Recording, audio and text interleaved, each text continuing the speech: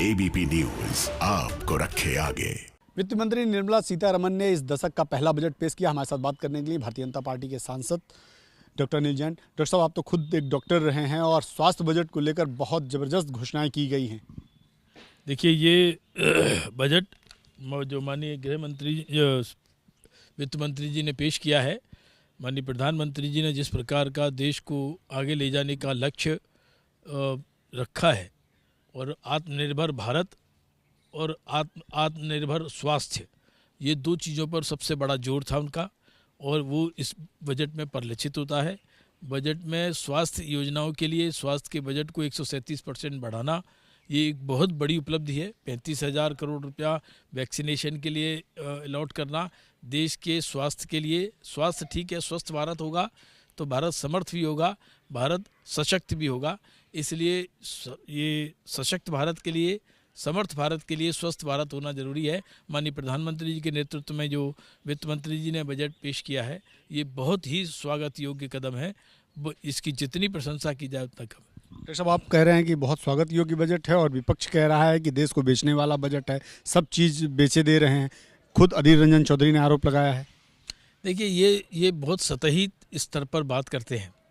देश और दुनिया इस समय जिस परिस्थिति से गुजर रही है, लोगों को टैक्स लगा नहीं सकते, आप रेवेन्यू जनरेट कर नहीं सकते और डिसइन्वेस्टमेंट से पैसा भी आएगा, डिसइन्वेस्टमेंट से कम्पिटिटिव फीलिंग भी आएगी और अपना बेस्ट करने की क्षमता भी डेवलप होगी। इसलिए डिसइन्वेस्टमेंट का मतलब बेचना नहीं है। ये जिस तरह के नैरेटिव सेट करना चाहते हैं, ये कहीं ना कहीं भ्रामक है और इसका कोई मतलब नहीं है।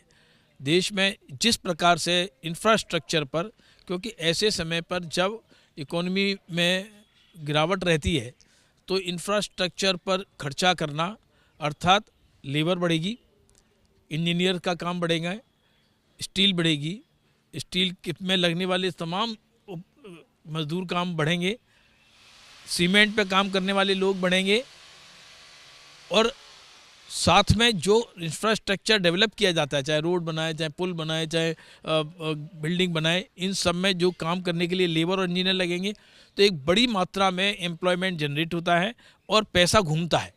और इनके साथ जितनी सब्सिडीज़ हैं, इतनी तरह की चीज़ें जो होती हैं, उनका भी काम बढ़ता है। इसलिए मार्केट में पैसा आता है, लोगों के पास पैसे का चक्र घूमता है।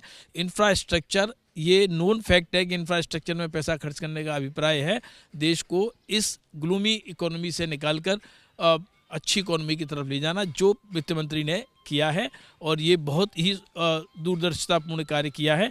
माननीय प्रधानमंत्री ने जिस प्रकार का जो नेतृत्व दिया है, उसमें इंडस्ट्रियलिस्ट के साथ अब तक खाली बैंक्स में डेवलप रहते थे, अब development commission, economic commission for traders और इंडस्ट्रियलिस्ट के लिए जो घोषणा की है, ये एक बड़ा क्रांतिकारी कदम भी है और बहुत दिन से इंडस्ट्री सेक्टर की ये मांग भी थी।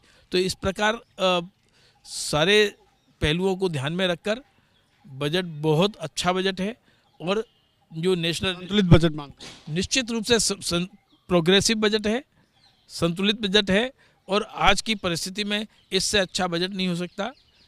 नेशनल रिसर्च फाउंडेशन के लिए भी वित्त मंत्री जी ने पैसा बढ़ाया है। नेशनल एजुकेशन पॉलिसी को जिस प्रकार से इम्प्लीमेंट किया जाए, ये बहुत ही मार्वलस डॉक्यूमेंट है national education policy.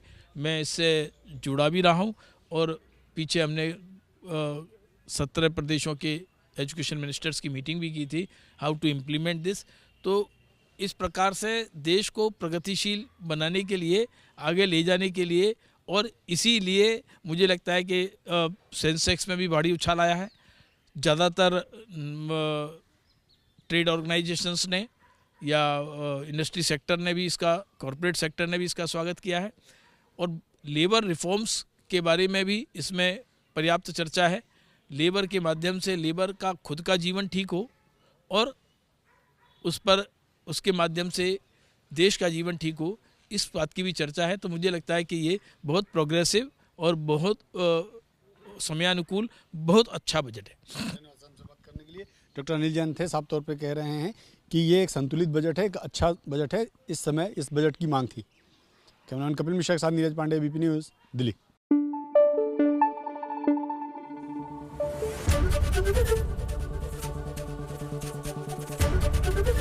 ABP News आपको रखे आगे।